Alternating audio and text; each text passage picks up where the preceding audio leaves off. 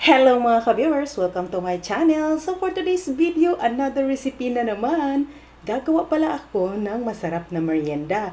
So wag na magpatumbik-tumbik pa, let's start! Ayan, so first natin gagawin, ihanda ang ating 2 cups glutinous rice flour,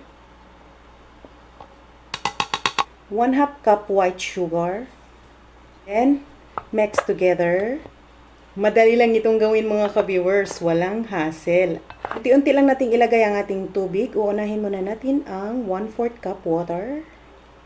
Paunti-unti natin siyang ilagay para makuha natin ang consistency ng ating dough.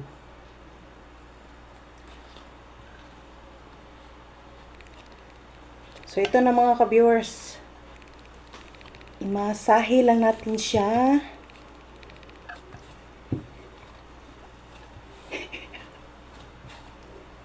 Ayan, so ito yung ating consistency ng ating dough.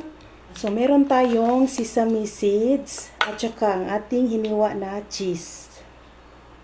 Ayan. Pa-flat nyo siya. Kagaya niyan, ilagay nyo ang cheese. Ayan. Ikukot natin siya sa sesame seeds. Ito lang kadali, oh, ganyan. Ayan na mga ka-viewers, sa wakas natapos na rin tayo, no? So nakagawa tayo ng 14 pieces. Ayan. So magpainit na tayo ng ating mantika at ipa-fry na natin ito. Ito siyang ilagay.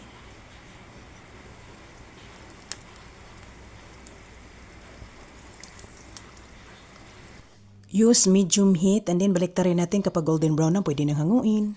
Luto na ang ating masarap na merienda. So ano pang hinihintay? Tara, tikman na natin.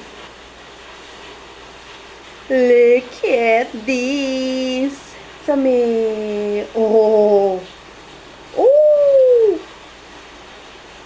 Oh, ay! Kainit. Look at this.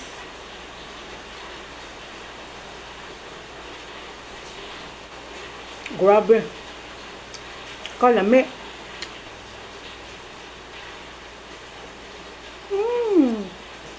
Lami kayo. So kung ako sa inyo, gumawa na rin kayo. Pwedeng-pwede mo rin itong pagkakitaan.